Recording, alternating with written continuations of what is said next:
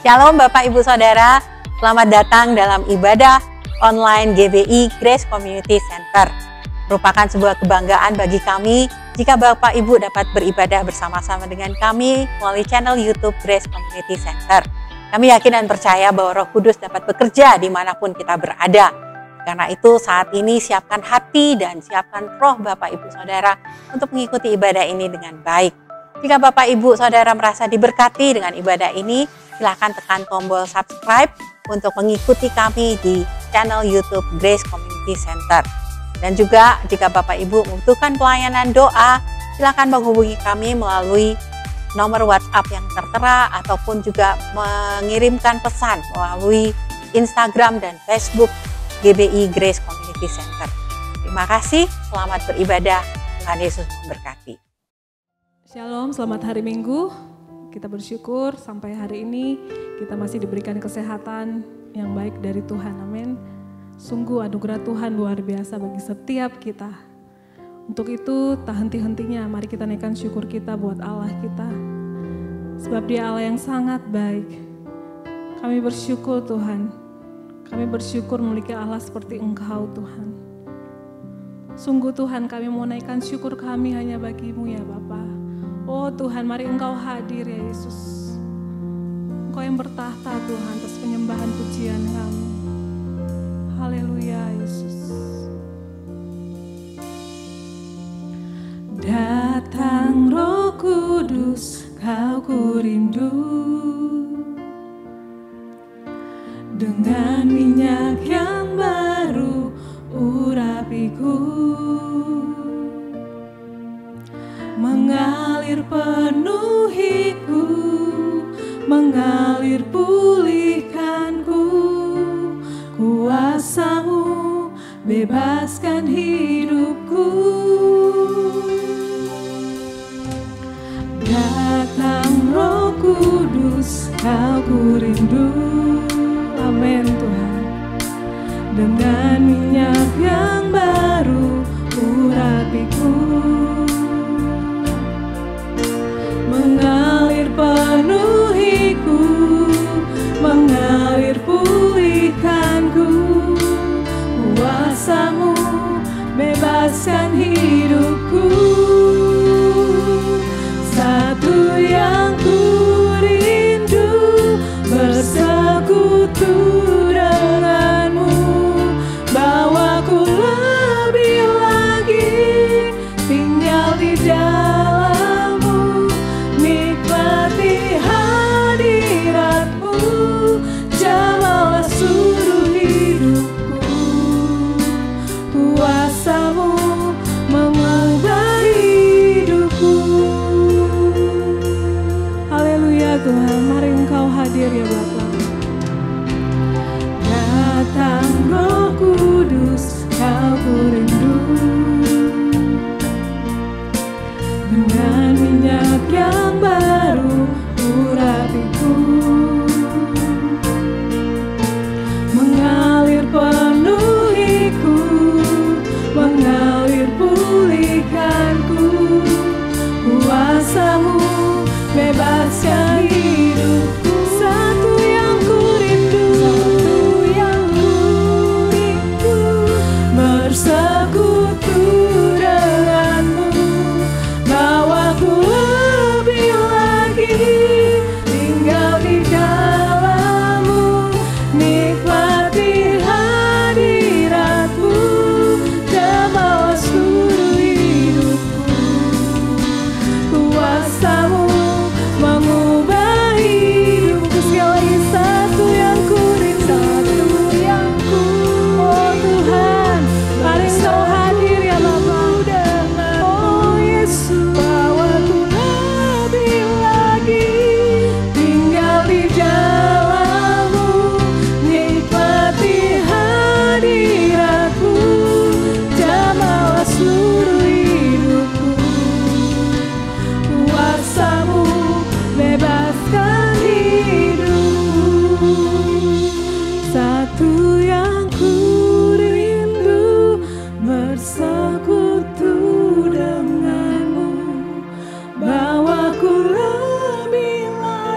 Mari kita bawa hati kita. Oh Yesus, mari Engkau hadir ya Bapa. Kami mau menikmati hadirat-Mu lebih lagi ya Bapa. Oh Yesus, Tuhan mengubah hidupku. Haleluya. Satu yang ku rindu bersekutu denganmu. Bawaku lebih lagi tinggal di dalam-Mu. Nikmati hadirat-Mu, jamah seluruh hidup. Engkau yang menjamah setiap hati Tuhan. Sungguh kami rindu Tuhan. Haleluya. Yang ku rindu bersekutu denganmu. Bawaku lebih lagi tinggal di dalam-Mu. Nikmati hadirat-Mu, jamah seluruh hidupku. Kuasa-Mu mengubah hidupku. Kuasa-Mu, kuasa-Mu mengubah hidupku. Kuasa-Mu mengubah hidupku.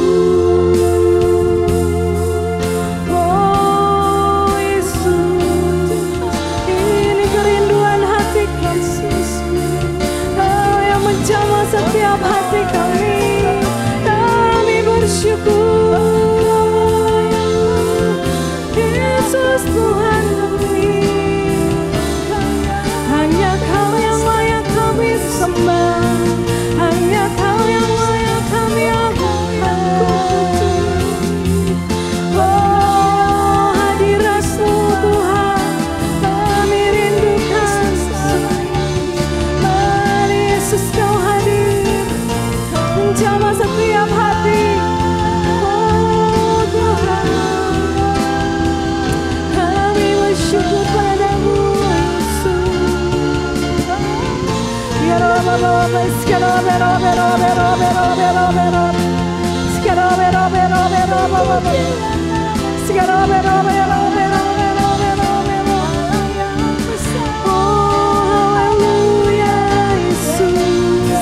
kita naikkan syukur kita bagi Allah kita. Kita sembah Allah kita, sebab Dia Allah yang layak untuk disembah.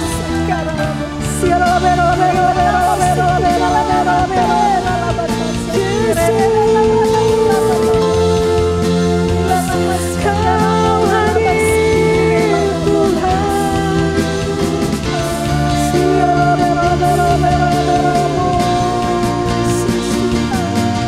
Glory hallelujah, glory hallelujah. Kau Allah yang layak Yesus. Hati kami bersyukur, hati kami Tuhan. Sungguh besar kasih-Mu, sungguh nyata kuasa-Mu. Haleluya.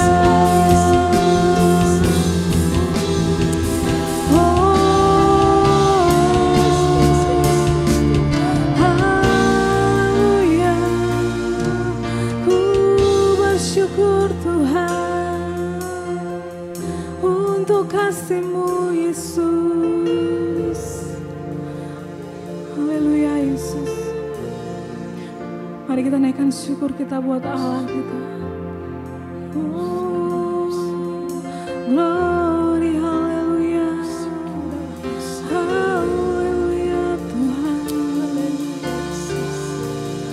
Ku bersyukur padamu Tuhan, sebab kasih setia-Mu di dalam hidupku. Anugerah-Mu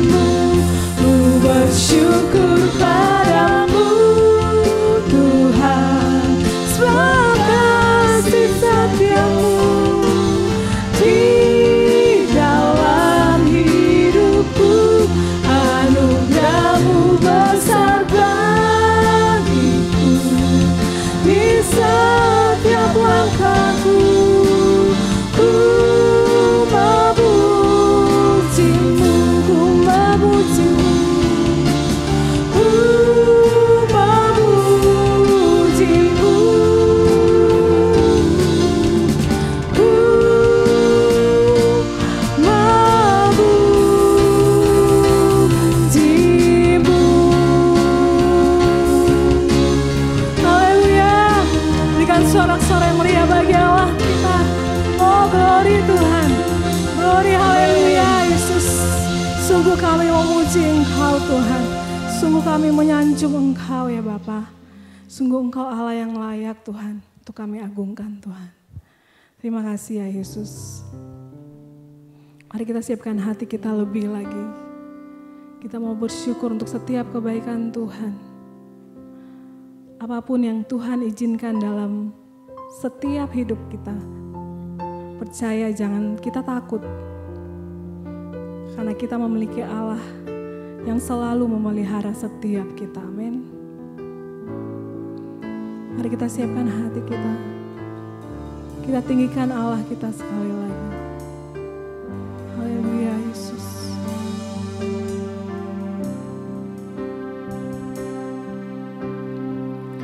Musim akan selalu berganti, kasih Tuhan tetap abadi, tak akan berubah sampai selamanya. Ku tetap percaya,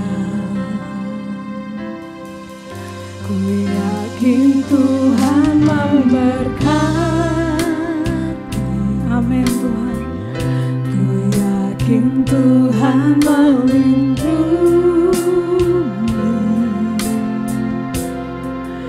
Burung di udara Tuhan pelihara karena kasih-Nya. Tuhan selalu menolongku, selalu menjagaku. Sehelai di rambutku tak akan terjatuh tanpa seizin-Mu. Tuhan selalu menolongku, selalu menjagaku. Dia mengenyangkanku dan peliharaku seumur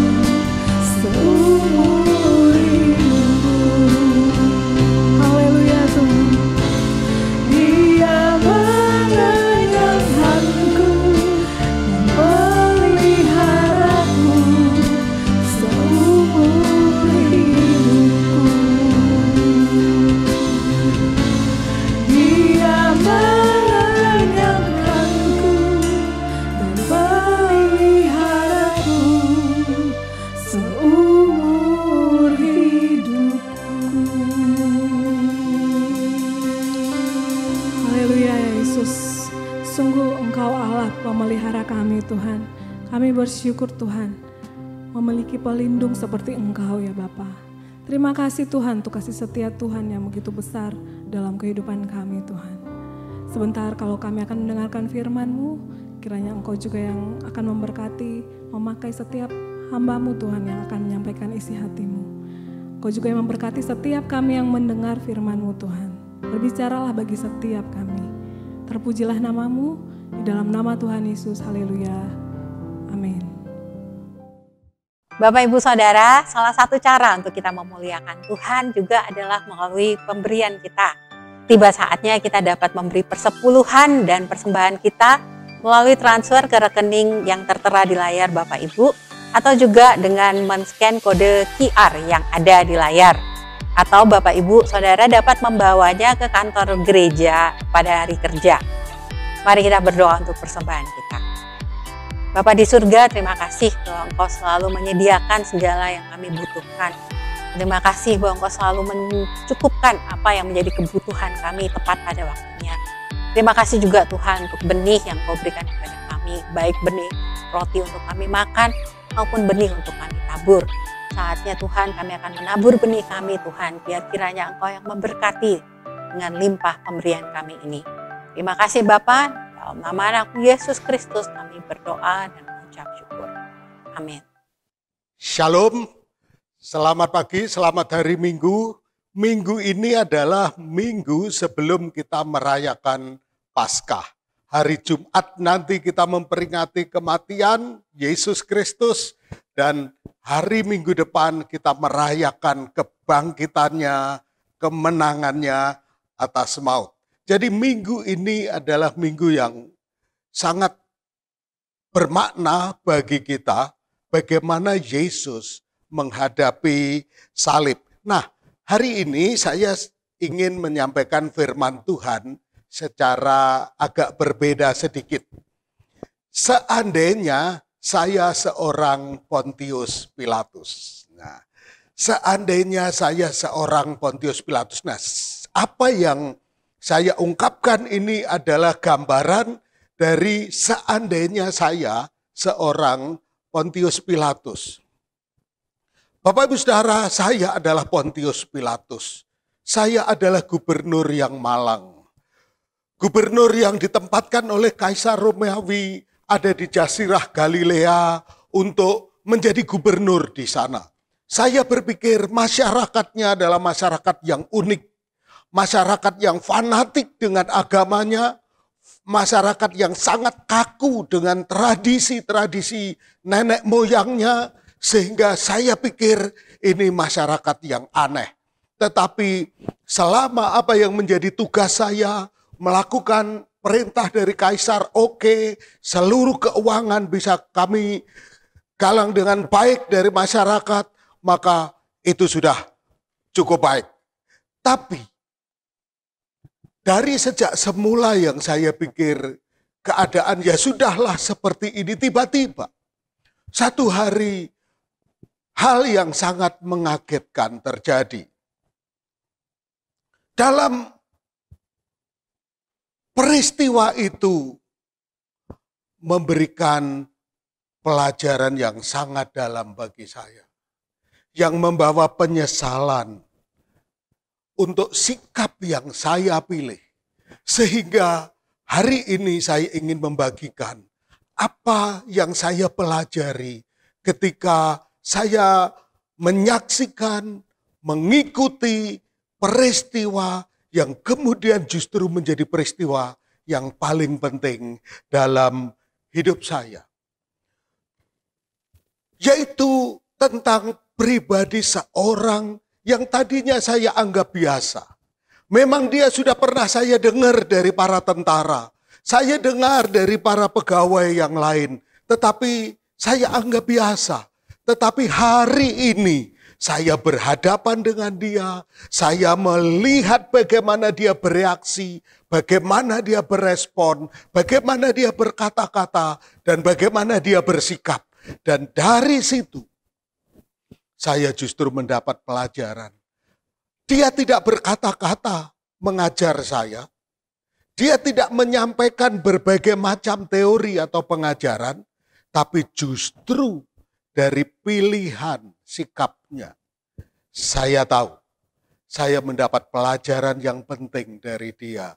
Yaitu yang pertama, Yesus telah mengajarku untuk merespon kebencian dengan kasih, bukan dengan kebencian.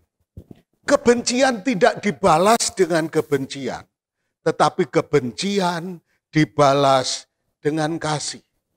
Peristiwa itu bermula ketika para imam kepala dan orang banyak datang. Mereka kemudian melaporkan bahwa satu orang yang bernama Yesus telah melanggar hukum mereka, yaitu orang ini telah melakukan berbagai macam kegiatan pada hari Sabat, yang menurut hukum mereka adalah salah. Tapi saya pikir, itu kan urusan kalian sendiri dan bukan urusan saya. Tetapi karena orang banyak, tentu saya tidak bisa berkata demikian. Saya mulai selidiki. Saya mulai bertanya kepada pribadi seorang ini yang tadinya saya anggap biasa. Yang tadinya saya pikir ya seperti orang kebanyakan.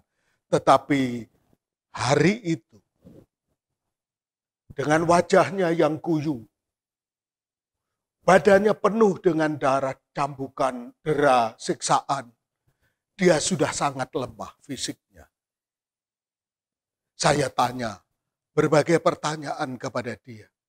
Dan akhirnya saya berkesimpulan, aku tidak mendapati kesalahan apapun pada orang ini. Dan itu saya sampaikan kepada mereka. Setelah melakukan penelitian, penyelidikan, maka aku tidak mendapati kesalahan apapun pada orang ini. Dan saya pikir masalah selesai.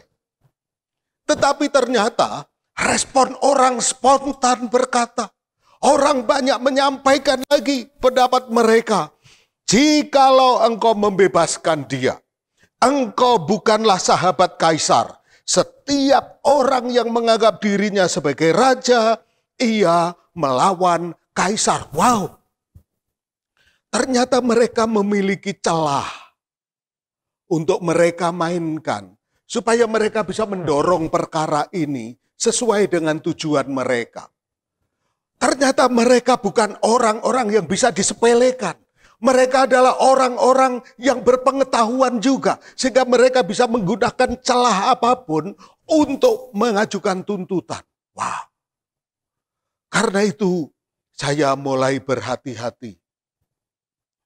Tapi saya pikir ini orang baik. Tidak ada kesalahan ada padanya. Sehingga saya bertanya kepada mereka, mengapa engkau begitu ingin menghukum orang ini?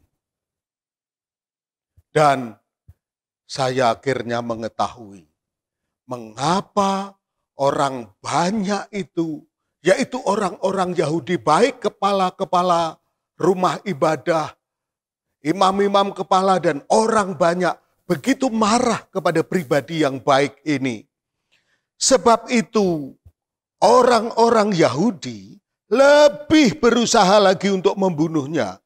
Bukan saja karena ia meniadakan hari Sabat, tetapi juga karena ia mengatakan bahwa Allah adalah Bapanya sendiri dan dengan demikian menyamakan dirinya dengan Allah. Oh, saya tahu.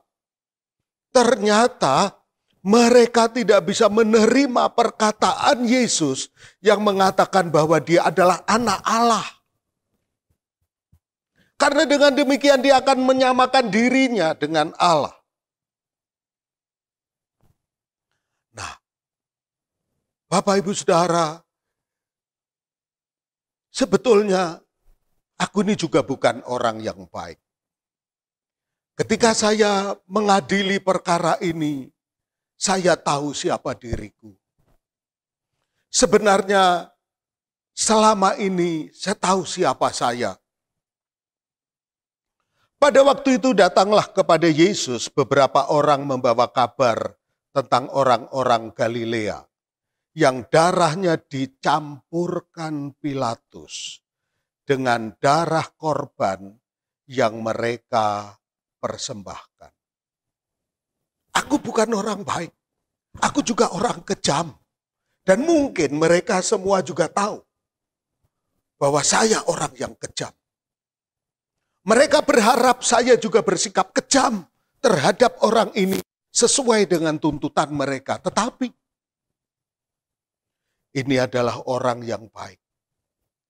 Ini adalah orang yang tidak bisa diperlakukan sesuka hati karena dia telah menyembuhkan banyak orang. Orang timpang bisa berjalan, orang buta melihat. Bahkan saya pernah mendengar orang ini penuh kasih. Orang yang dikucilkan oleh masyarakat, justru dia datang untuk melayani.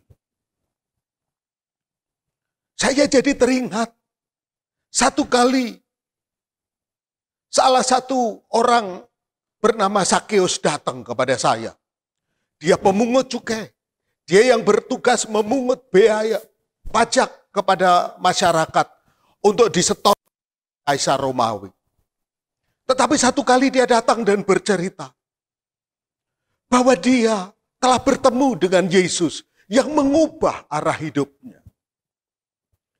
Dia bercerita, saya adalah orang yang tidak baik.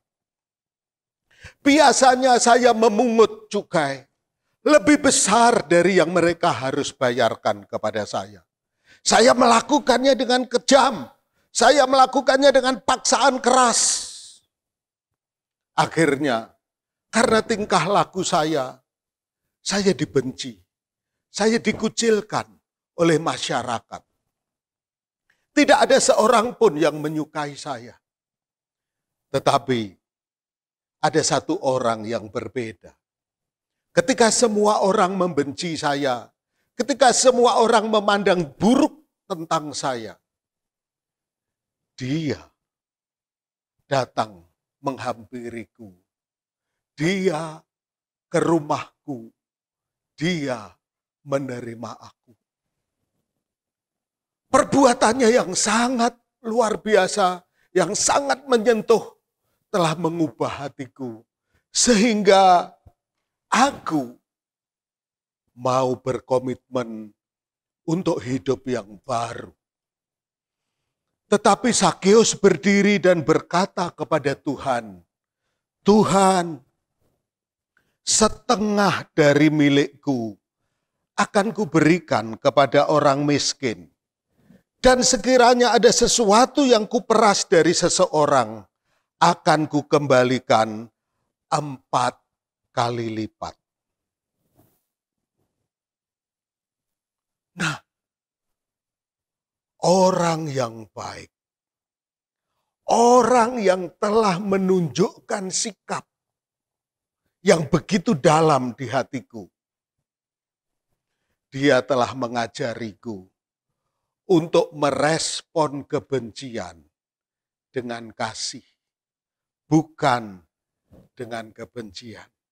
Dia telah melakukannya. Dia mengasihi orang-orang yang dikucilkan.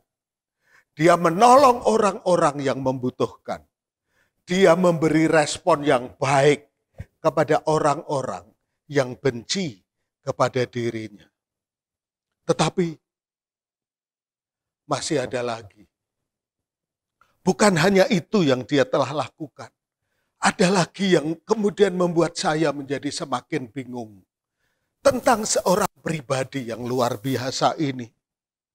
Karena dia kemudian mengajarkan. Melalui apa yang dia lakukan di depan mata saya.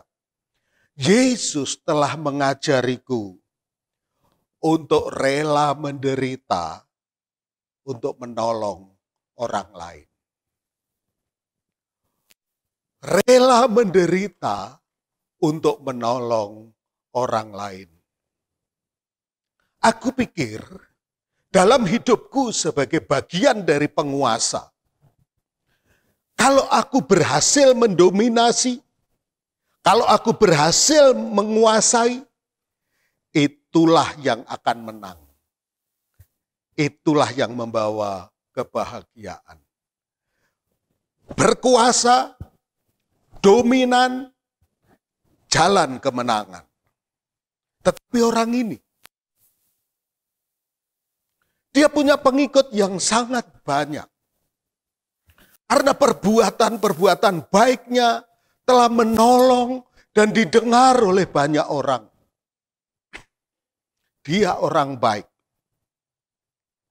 Memang satu kali tentara pernah lapor kepada saya. Yesus pribadi yang baik ini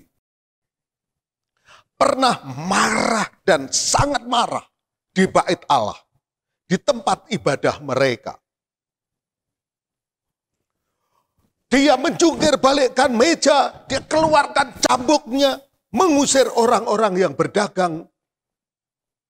Karena pada waktu itu, orang-orang yang ingin beribadah, mereka harus menerima perlakuan yang tidak baik. Menyangkut korban yang katanya mereka akan persembahkan. Ada manipulasi di sana katanya.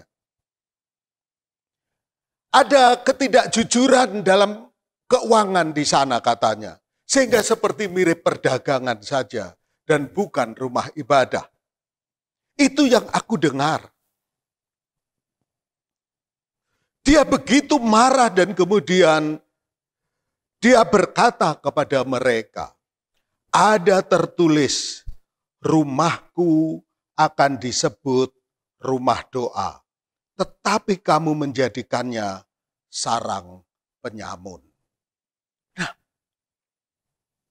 dia karena keinginannya berbuat baik kepada banyak orang, mendatangkan kontroversi bagi pimpinan-pimpinan agama, mendatangkan rasa tidak aman, mendatangkan rasa terancam, mendatangkan iri hati bagi banyak orang. Dan akhirnya dia harus menanggung banyak kesulitan. Itu benar-benar mengusik hati saya. Karena apa? Karena pada saat dia disodorkan kepada saya, gubernur pimpinan tertinggi pada waktu itu, saya lebih memilih untuk mencuci tangan. Supaya saya selamat. Supaya saya tidak dipersulit oleh perkara ini. Saya tidak mau terlibat. Saya tidak mau disusahkan, direpotkan. Saya mencuci tangan. Tapi yang dia lakukan, muridnya berkata, tidak seorang pun mengambilnya daripadaku, melainkan aku memberikannya menurut kehendakku sendiri. Aku berkuasa memberikannya dan berkuasa mengambilnya kembali. Inilah tugas yang kuterima dari Bapakku. Nah, setelah saya melihat rentetan peristiwa demi peristiwa, memang Yesus diikat, tidak berdaya dibawa oleh orang banyak menghadap saya. Tetapi sesungguhnya dia mati bukan karena orang-orang Yahudi. Dia mati juga bukan karena tentara-tentara Romawi. Dia mati juga bukan karena aku yang berkuasa. Tetapi dia mati karena dia secara pribadi memberi dirinya. Memberi secara taat untuk mati. Jadi dia mati bukan karena kelemahannya. Dia mati bukan karena kegagalannya. Dia mati bukan karena ketidakberdayaannya. Dia mati karena dia memberi diri untuk mati. Saya menyelamatkan diri dengan mencuci tangan supaya tidak terlibat. Tetapi dia mati untuk menyelamatkan manusia. Dia mati untuk orang lain. Wow. Aku mencuci tanganku. Dia memberi dirinya. Dan setelah itu, saya dengar, dia sudah mati di kayu salib. Dia sudah mati di kayu salib. Dan kemudian seseorang datang kepada saya, minta jasadnya untuk dikuburkan. Dan kemudian saya melihat seorang pemimpin besar, seorang pemimpin yang agung, dikuburkan di kuburan pinjaman.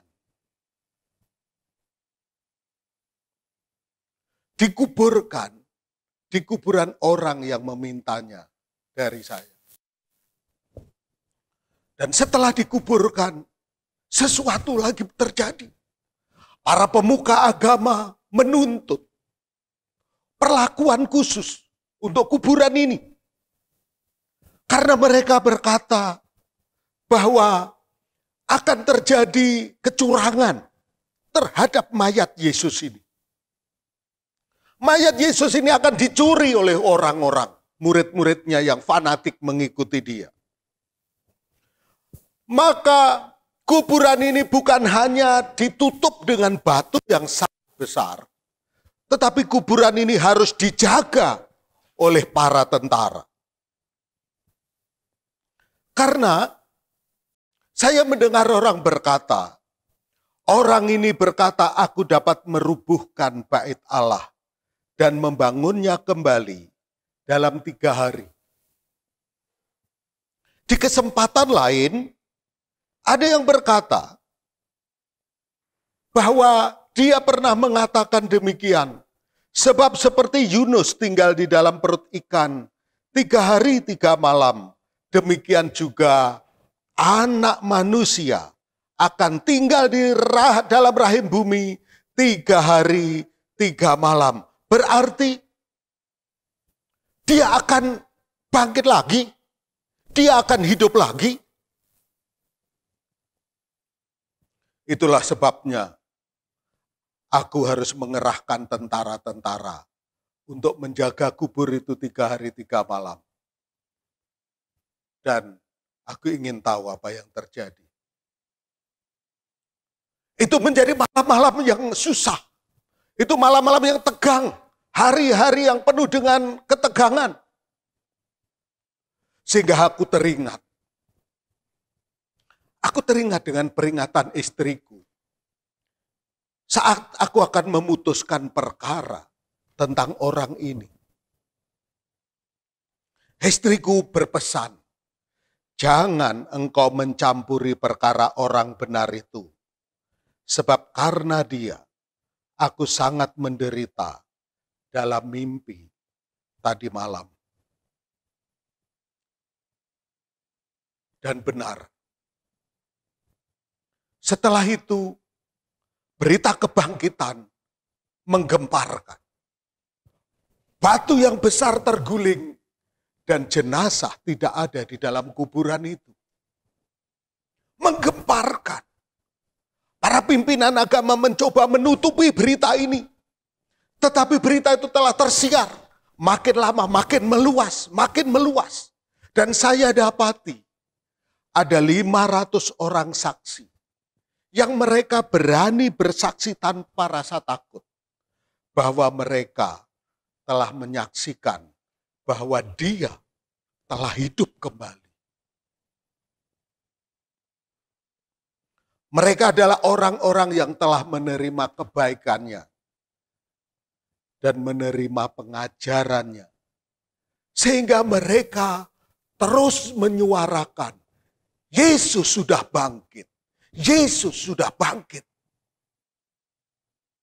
Secara fisik mereka tidak menggenggam Mereka tidak memegangnya. Tetapi dengan berani mereka mengatakannya. Wow, dia telah mengajarkan hal yang sangat dalam di hatiku. Untuk merespon kebencian dengan kasih. Yang kedua, untuk rela menderita supaya bisa menolong orang lain. Dan yang aku pelajari juga,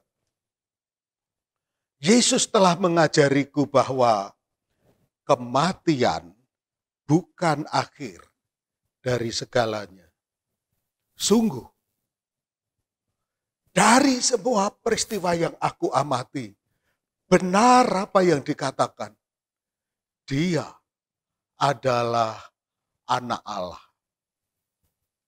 Seorang rasul menulis, dan menurut Roh Kekudusan, dinyatakan oleh kebangkitannya dari antara orang mati, bahwa ia adalah anak Allah yang berkuasa, Yesus Kristus, Tuhan kita.